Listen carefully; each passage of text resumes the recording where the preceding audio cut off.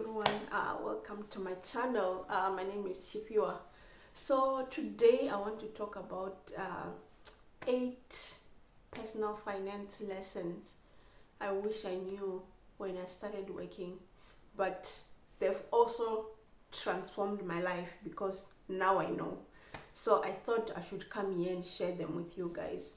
The first one being that creating a budget is the most important thing when you start working.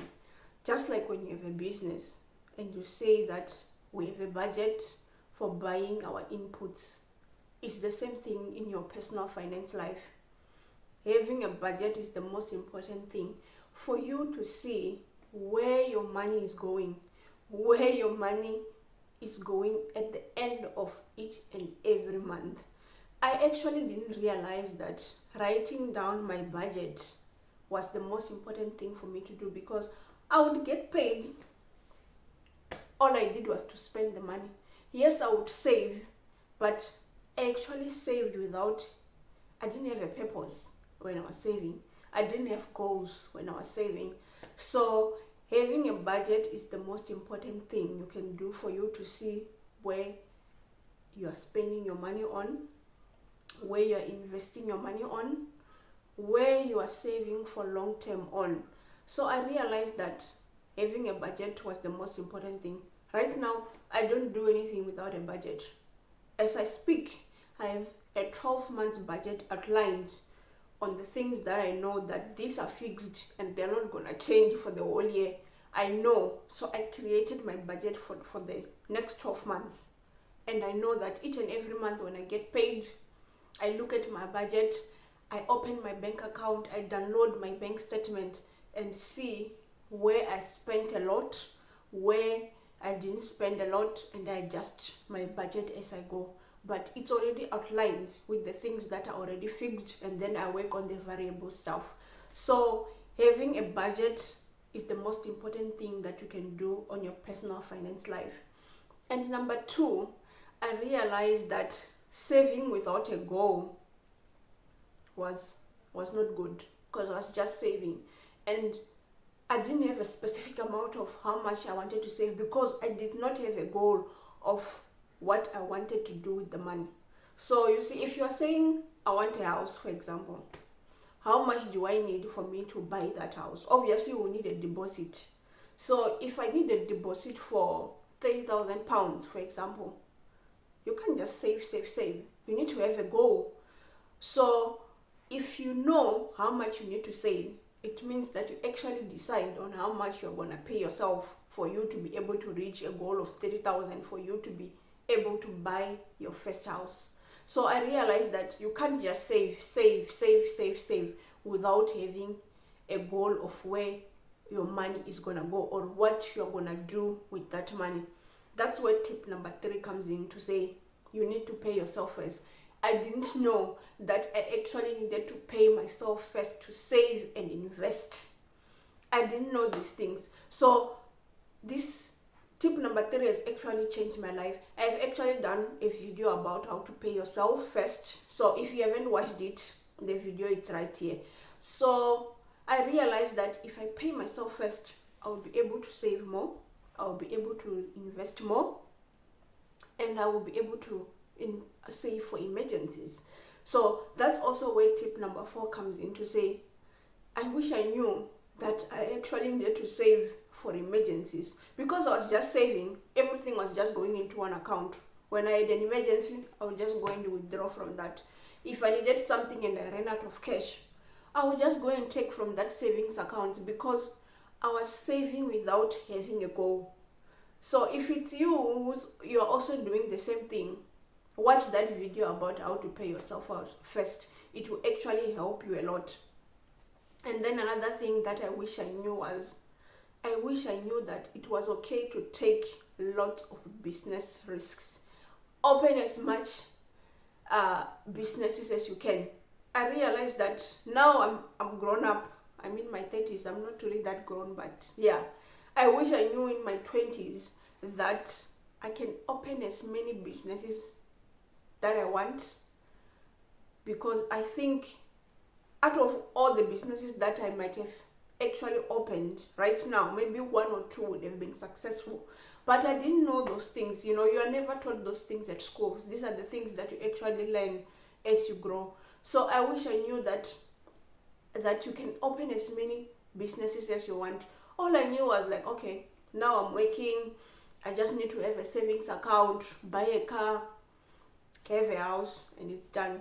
But it's more than that when we are talking about personal finance. I wish I knew that I can open as many businesses as I want. Now I have kids. When I'm thinking of taking risks, I have to calculate, can I do this? Won't it impact my savings for my kids? Won't it impact my savings for that? I can't take many risks that I could have taken 10 years ago when I started working, when I had no responsibilities. So if you're in your 20s, one advice that I would give you is that open as many businesses as you want. Now, while you start working, experiment, make mistakes. It's okay if one business fail.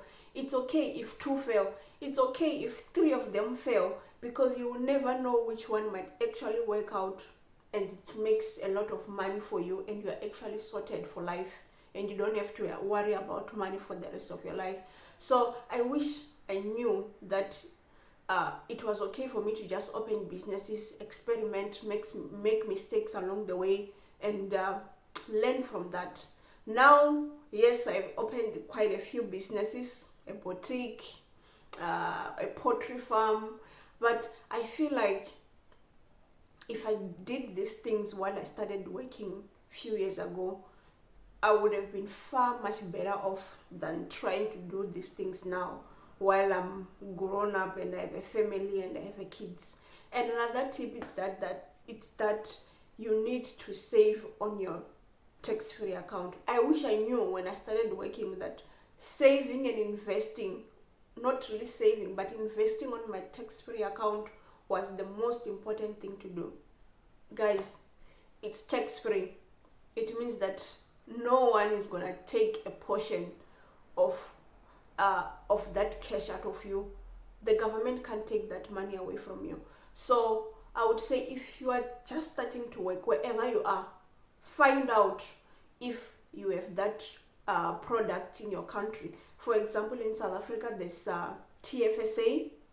You can invest. There are lots of investment accounts that you can open with Easy Equities, Satrix. If you're in South Africa, if you're in the UK, there's Vanguard, there's Trading 212.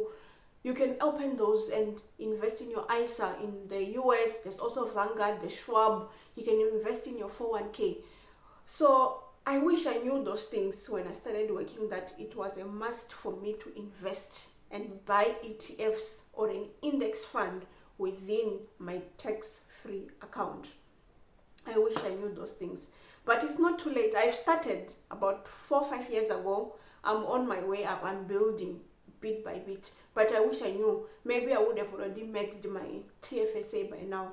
But it's okay. We move, we learn, and we move.